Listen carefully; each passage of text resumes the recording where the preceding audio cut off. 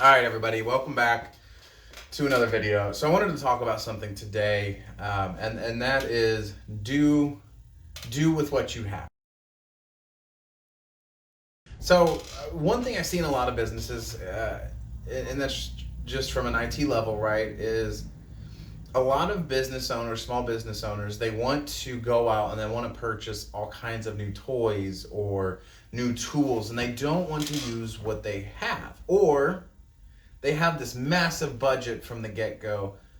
They go out for a loan, they don't have enough to cover their bills, and so they fail.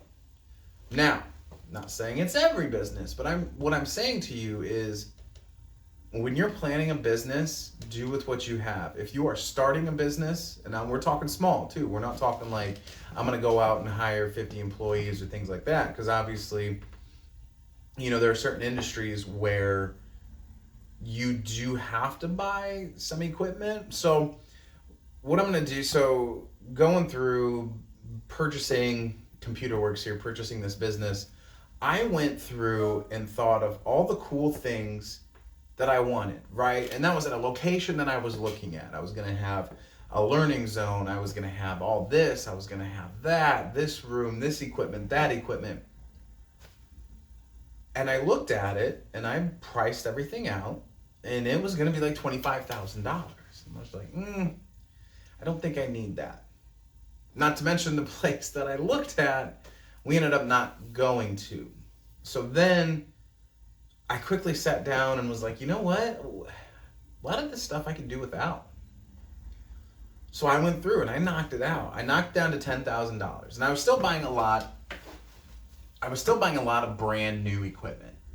And so then I sat down and I said, what do I have here? What do I have at home that I have used for business in the past? And so I wrote everything down.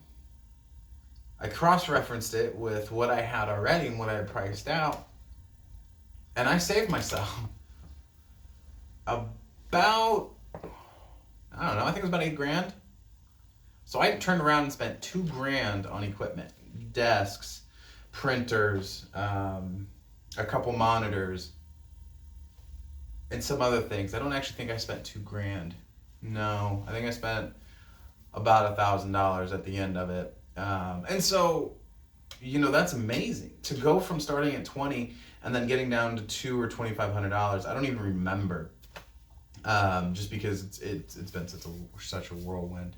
But I brought in a lot of stuff, including desks, monitors, computers. Like, there's just so much stuff that I brought that I had for business. Saved me a lot of money that I put into other things, marketing, employees, other tools. I got things off the ground so much faster by doing that. And I've also saved a lot of money now just in operation by doing with what I have. A lot of people want to go out and the QuickBooks is one of those, I'm an IT guy, I hate QuickBooks, not saying they're bad, I just dislike them. I look at something like that and people go online and people do, they do the subscription and they spend hundreds of dollars a month on it. And I get it, right? I do. It's a necessity. But there are other systems out there. And so when you're doing things, obviously do with what you have, but also, do some research and start looking. Everybody just goes to QuickBooks, but there are other applications out there, ones that are free that will, do your accounting for your business, but ones that also cost a lot less. Granted, they may not have the integrations, but from an accounting perspective, there are other applications out there. And this spreads well beyond just accounting, right? So there's all kinds of things. People sign up for Microsoft 365 for email, and it's expensive. It can be, all right. And they spend all this money, or better yet, they go through their web host for it. And there's nothing wrong with keeping everything under the one pane of glass, but the problem is you actually end up spending more by doing that than you would by going more traditional service.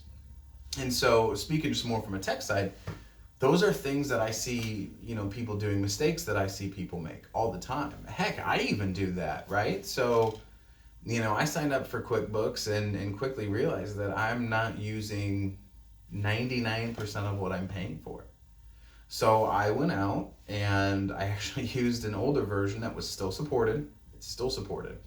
Using an older version that the previous owner had, created my own company file, got everything together that I needed. I'm still only using probably 10% of what it is. Obviously, billing and things are done through a whole different system.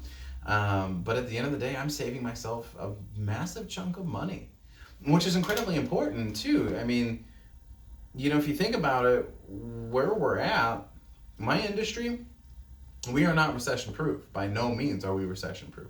We are more recession resistant, which means that we can survive through a recession because we're still needed. It's just a matter of how we pivot, how we position ourselves. But what I will say is, and so being in this position, we still have to manage our costs, right? I can't spend a butt ton of money on something that I'm not really using. So then I'm going to come back and I'm going to say, okay, I don't see the value, so I'm not going to sign up for this service, or I'm going to cancel the service, or I'm going to move over here. Yeah, you know what? It might be a little more difficult for me later on, but at the end of the day, I'd rather spend an extra 10, 15 minutes on a process than I would spend an extra $400 or $500. Time is money. How much is my time worth? How much is your time worth? How much is your business worth to you? Naturally, of course, we always want to over-evaluate our business, but if it's something that you're doing full-time, or if it's a passion thing that you're doing, listen, your business is more important, should be more important to you than just about anything. Obviously, family comes first, but should be more important to you. So, do with what you have. Don't overspend. If you need help with anything, listen, find some groups, ask for some help. It's not hard. Put that ego aside. All right, guys. Thank you so much for watching. Like, subscribe, all that bell stuff. We're getting better about videos and getting them released to the wild. So guys, again, thank you so much, and we'll see you in the next video.